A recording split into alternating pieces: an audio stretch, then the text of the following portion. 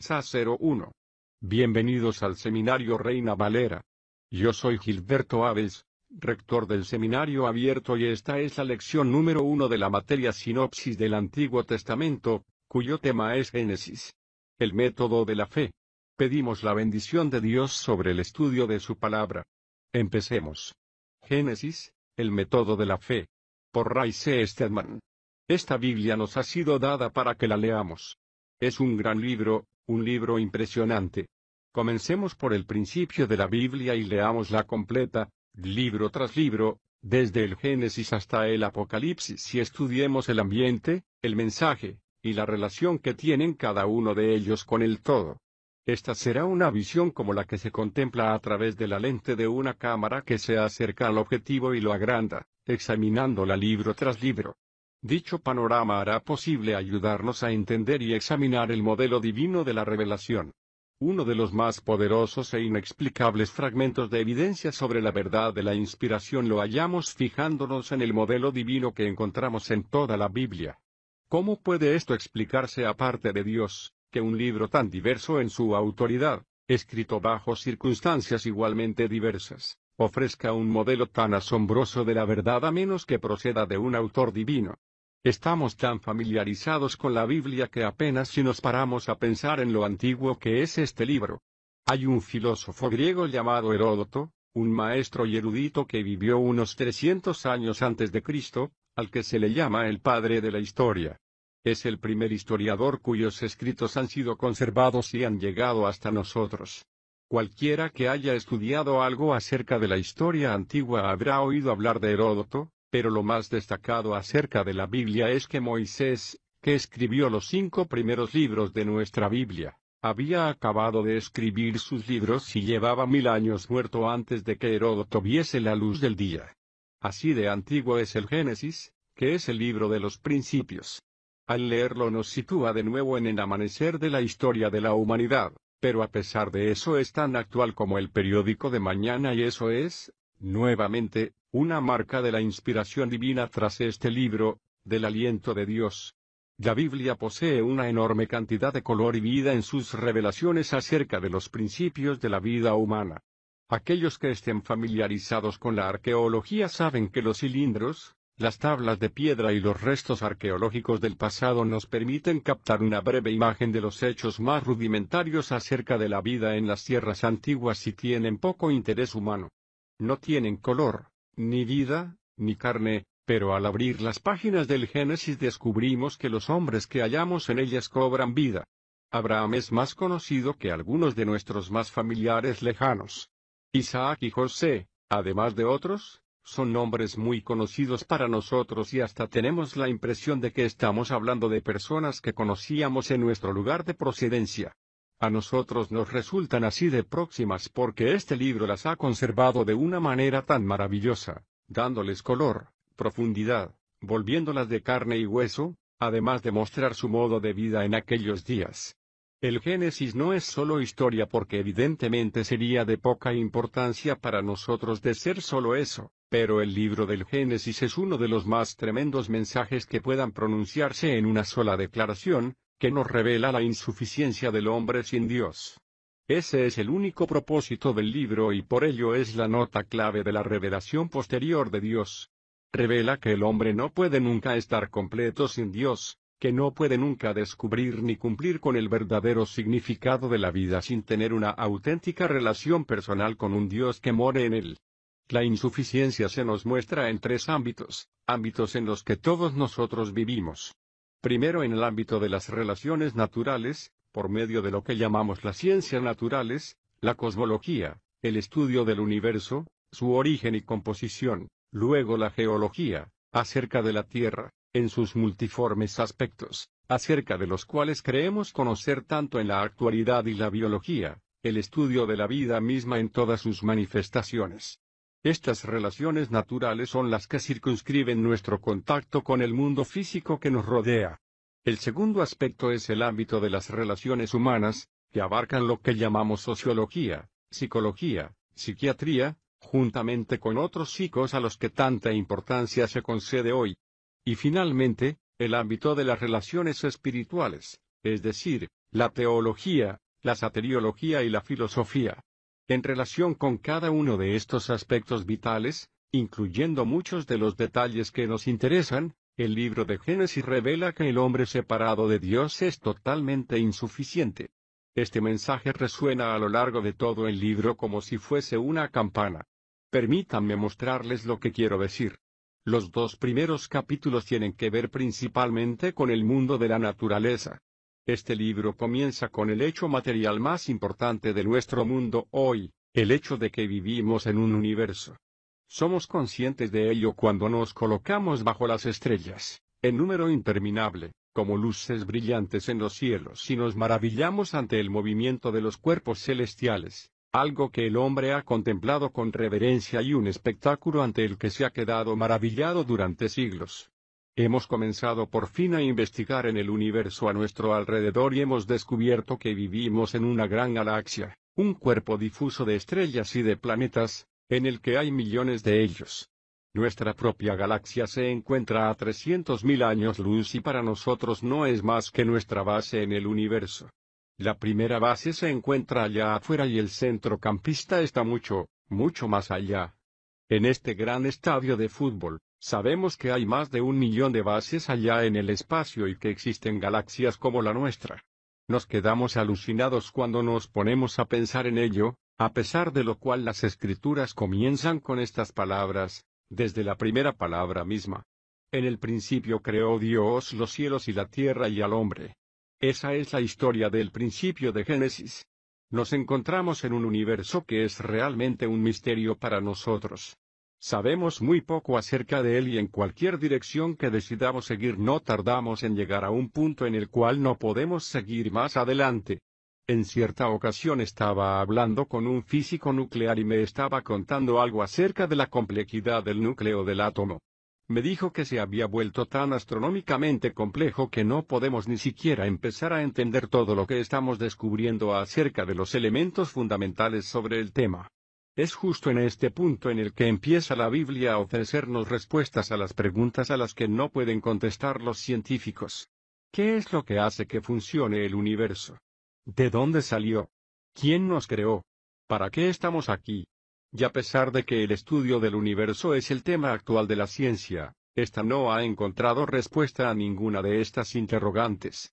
Ahora bien, el Génesis ofrece las respuestas a estas preguntas, las únicas respuestas adecuadas. Nos revela que la clave de la vida humana, incluyendo el universo material y el misterio de nuestra propia naturaleza, además del ámbito invisible de la vida espiritual, acerca de las que sabemos tan poco, es espiritual y no física ni material. Por eso es por lo que nunca podremos conocernos a nosotros mismos, al universo ni a Dios estudiando la naturaleza, de ese modo no lo entenderemos nunca y acabamos por encontrarnos ante una puerta cerrada. Se vuelve tan complejo que no lo podemos captar. ¿Por qué? Porque la Biblia nos dice que la clave se encuentra en el ámbito espiritual.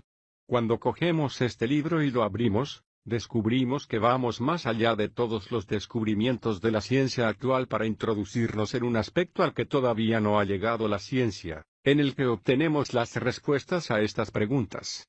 No fue otro que Albert Einstein el que puso el dedo en la llaga con respecto a lo inadecuado de la ciencia al decir, la ciencia es como leer una novela de misterio. Se va uno al kiosco del barrio y se compra una novela de 100 pesetas, claro que hoy en día cuestan más. Nos la llevamos a casa y nos vamos a la cama por la noche. Se ha marchado todo el mundo y la casa está oscura.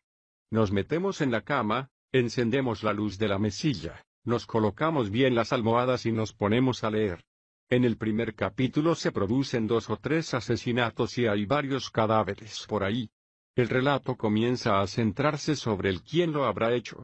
Según vamos leyendo nos vamos encontrando con una serie de claves. Cuando vamos por el tercer capítulo decidimos que el responsable es el mayordomo. Continuamos leyendo y la culpa parece apuntar más y más al mayordomo, pero al llegar al último capítulo en el que de repente toda la evidencia encontrada hasta el momento queda desbaratada y nos encontramos con que después de todo el responsable no ha sido el mayordomo, sino la viejecita con las playeras del tercer piso. Ha sido ella. Ahora Einstein nos dice que la ciencia es así, que está siempre yendo de hipótesis en hipótesis, basándose en unas pocas claves aquí y allí, pero no consigue nunca encontrar la respuesta. Y de repente aparece una nueva luz que hace que los últimos cálculos resulten ser equivocados y las anteriores respuestas parecen ser de poco valor. Lo interesante sobre el Génesis es que empieza exactamente donde acaba la ciencia. Hay que admitir que ofrece respuestas relacionadas con la fe, pero nunca una fe que transgreda la razón humana. La ciencia está siempre mirando al pasado y el Génesis empieza donde está investigando la ciencia. Si lo vemos de ese modo nos encontramos con que no existe un conflicto esencial. Aquí tenemos un libro que está sencillamente tratando un tema con el que la ciencia no se ha planteado y, de hecho, que no se planteará, la clave del misterio de la vida humana. En los capítulos 3 al 6 nos encontramos con el ámbito de las relaciones humanas y aparece el hombre en escena. Este libro revela que la unidad básica de la sociedad es la familia y entre 10 y 20.000 años de la historia humana no se ha producido ningún cambio en relación con este planteamiento y la familia sigue siendo el elemento básico de la vida humana en la actualidad. Cuando una sociedad se olvida de ese hecho y empieza a destruir la vida familiar, los fundamentos de la nación se desmoronan porque la nación es una extensión de la familia. Los países de todo el mundo no son otra cosa que grandes grupos familiares. Piense por un momento en la reacción uniforme de los norteamericanos el día de 1963 en que el presidente Kennedy fue asesinado. No ha habido nunca una ocasión en que toda la nación americana se sintiese tanto como una familia como cuando John Kennedy se estaba muriendo. Éramos toda una sola nación. Una crisis puso de manifiesto que nuestro país no es otra cosa que una gigantesca familia. Dentro de la nación, dentro de la familia revelada en las Escrituras está la persona en particular, pero cuando la familia se desintegra, la nación comienza a derrumbarse. Estos capítulos revelan también el fracaso del hombre en esta relación básica, porque el hombre ha intentado ser hombre sin contar con Dios y el resultado, como es natural, ha sido la introducción del principio del pecado. El pecado es, por así decirlo, como ese atornillado que ha sido echado en la maquinaria humana y hace que nos comportemos como lo hacemos. Al leer este relato verán ustedes cómo rechazó Caín a Dios y se convirtió en un asesino. Se marchó y fundó una civilización que acabó en apostasía y con el diluvio. Cuando Lot intentó alejarse de Dios, para evitar que influenciase su vida, destruyó a su familia como resultado de ello. Esta forma de vida aparece una y otra vez en las Escrituras y aunque vivimos unos cuantos miles de años después de estos acontecimientos, hoy sucede exactamente lo mismo, ¿no es cierto? Todas las generaciones han estado repitiendo el mismo ciclo. Lo vemos a todo nuestro alrededor en nuestra nación, en la que encontramos preciosos hogares, coches nuevos y todos los adelantos, a pesar de lo cual siguen produciéndose las luchas, la violencia y una inmoralidad totalmente impropia. El aumento del crimen y de hogares destrozados por todas partes es el resultado y dan testimonio gráfico del fracaso del hombre en cuanto a tener éxito a nivel de las relaciones humanas separado de Dios. Finalmente, en la última parte del libro, que es una extensa sección que empieza a mitad del capítulo 6 hasta el 50, tenemos el ámbito de las relaciones espirituales. Es la parte más larga de este libro porque es la más importante para el hombre, su espíritu y la relación de éste con Dios. Esta es la historia de 5 hombres. Si recuerda usted las vidas de estos 5 hombres y lo que significan, tendrá usted casi todo el Génesis en la palma de su mano. Son Noé, Abraham, Isaac, Jacob y José. Génesis revela en la historia de estos hombres lo que siempre está buscando el hombre. ¿Saben ustedes lo que es? Creemos que lo que buscamos son cosas, pero sabemos que las cosas no son en realidad lo que queremos. Toda la inquietud y las prisas de la época en la que vivimos se pueden entender como un esfuerzo por concentrarse en 3 metas. En primer lugar, la justicia, el sentido de tener razón. Es por eso por lo que estamos siempre intentando justificarnos. ¿Qué sucede si alguien intenta acusarnos de algo? Empezamos a justificarnos y queremos tener razón. El hombre está siempre buscando la justicia. La segunda es la paz. Queremos tener una sensación de bienestar interior y una economía dorada basada en la educación que conduzcan a un alto nivel de vida es, sin duda, un sustituto barato. Con cuánta frecuencia se pronuncia hoy la palabra paz, no consiguiendo otra cosa que hacernos desear más la verdadera paz. El hombre está siempre buscando la paz. Y la tercera es el gozo. El hombre quiere tener una sensación de gozo, de felicidad en la vida. Esas son las tres metas invisibles, casi subconscientes, de la vida: la justicia, la paz y el gozo. ¿Dónde se encuentran? Romanos 14 dice, porque el reino de Dios no es comida ni bebida, sino justicia, paz y gozo en el Espíritu Santo. Romanos 14, 17. Solo Dios imparte dichas cosas a los hombres y ese es el relato de este libro. Ahora nos revela de qué modo hombres que no creyeron ni obedecieron a Dios buscaron en vano estas cosas. Durante un tiempo Jacob, como sabemos, se negó a obedecer a Dios e insistió en hacer las cosas a su manera. Va y se convierte en un nómada y un siervo contratado por su tío. Acabó no solo siendo un impostor al que engañaron y su vida se hunde. Hasta Abraham duda ocasionalmente, va a Egipto y cae en el pecado de la mentira y del adulterio y una vez más la vida se viene abajo. Pero si este libro, es decir el Génesis, pone de manifiesto la insuficiencia del hombre sin Dios, también revela la suficiencia del hombre con Dios y ese es el mensaje de gran importancia. En las relaciones naturales vemos que con Dios el hombre es soberano. Si tan solo hubiera conocido a Adán antes de la caída. Debió de ser un personaje magnífico. Qué tremendo poder y conocimiento debió tener acerca de los secretos de la naturaleza.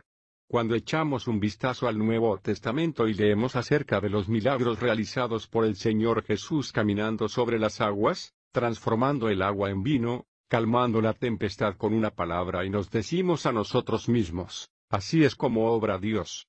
Pero el Antiguo Testamento dice, no, no es Dios, es el hombre. Eso es lo que debería haber sido el hombre, soberano, el rey del mundo. Esto es algo que hallamos reflejado en el Salmo 8.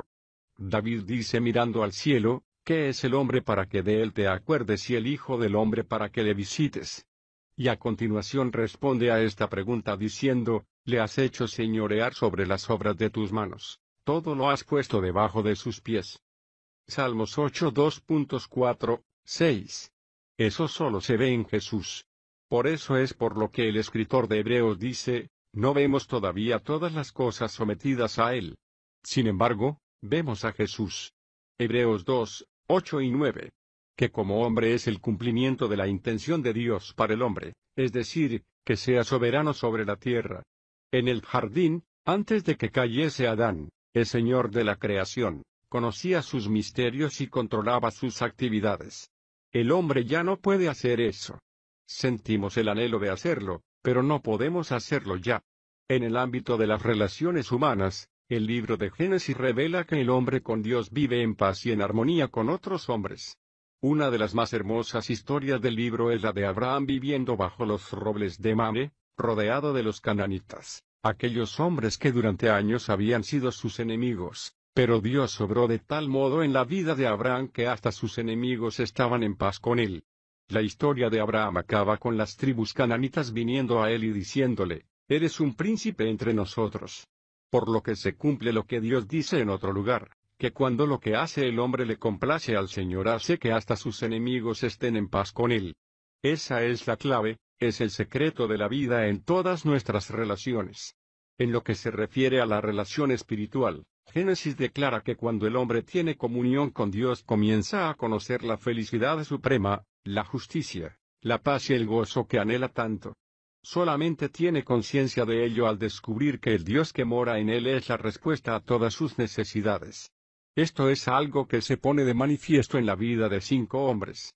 Repasemos rápidamente lo que dice.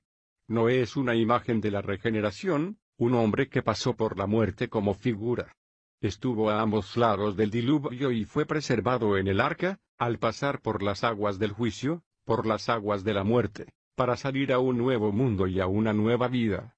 Los imaginativos escritores de nuestros días están siempre intentando escribir un libro para describir lo que sucedería después de que un holocausto atómico hubiese eliminado completamente la vida de la faz de la Tierra y cómo sería para una pareja nueva comenzar en un mundo así. Pero ninguno de ellos parece darse cuenta de que eso fue precisamente lo que sucedió en la historia de Noé y el diluvio. Ninguno de ellos parece haber captado el romance de Noé y su familia comenzando otra vez en una nueva tierra. Sin embargo, son una imagen de la regeneración, del comienzo de la vida como cristiano que pasa de la muerte a la vida, en Cristo, exactamente como lo hizo Noé después del diluvio. A continuación viene Abraham y, ¿qué es lo que nos enseña? La justificación por la fe. Era el caso de un hombre que vivía por fe. Todo lo que hacía le era dado, sin mérito por su parte, sin que hiciese el menor esfuerzo, pero Dios le guió y Abraham se apartó de las promesas y descubrió que la promesa de Dios era verdad. Su fe fue puesta 8 veces dramáticamente a prueba, así que si alguna vez tienen ustedes que pasar por pruebas de fe, lean la vida de Abraham. Encontrarán ustedes en su vida circunstancias similares a las que puedan estar pasando ustedes. Abraham nos enseña lo que significa ser justificados, ser amigo de Dios por medio de la fe. A continuación está la fe de Isaac, que es una preciosa imagen de lo que es un hijo, lo que es ser hijo de Dios.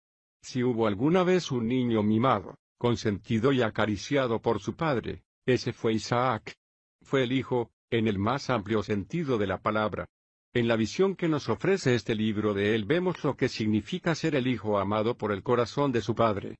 Y creo que no hay mensaje más necesario que el de Isaac como ejemplo maravilloso, acerca de cómo Dios nos mira y nos llama los hijos amados de su corazón. Amados, ahora somos hijos de Dios, nos dice Juan, y aún no se ha manifestado lo que seremos, pero seremos semejantes a Él. Primera de Juan 3, 2, seremos como Cristo. A continuación nos encontramos con el relato de Jacob, que fue un pícaro, un intrigante, el hombre que estaba convencido de que podía vivir solo, gracias a su ingenio y a sus propios esfuerzos. Se dedicaba a engañar a todo el mundo y acabó siendo víctima del engaño. Jacob es una preciosa imagen de la santificación, esa maravillosa obra de Dios en la que nosotros, en nuestra insensatez, intentamos vivir la vida conforme a la energía de la carne, y nos vemos llevados a situaciones que hacen que nos sintamos arrinconados y en las que por fin, al igual que Jacob luchando con el ángel, descubrimos que Dios nos está hablando y nos damos por vencidos. Y cuando dejamos de esforzarnos, empezamos a vivir. Eso fue lo que hizo Jacob cuando renunció al arroyo de Peniel, sabiendo que Esaú estaba esperando con un grupo de hombres armados dispuestos a quitarle la vida. Luchó con el ángel de Dios junto al arroyo. Fue ahí precisamente donde Dios quebrantó a Jacob. Y como hombre quebrantado, teniendo que cojear durante el resto de su vida, se convirtió en Israel, príncipe de Dios. ¡Qué gran lección es esta! Algunos de nosotros estamos pasando ahora mismo por esa experiencia. ¡Qué gran estímulo para nosotros! Ahora nos encontramos con la última imagen, la de José, la glorificación. El hombre amado por su padre y maltratado por sus hermanos. Mientras pasa por esta relación terrenal se ve sacado de repente de la oscuridad de la prisión, para vivir en la gloria del trono del faraón, donde reina y gobierna como el segundo más importante del reino. Esta es la imagen de la verdad para el creyente.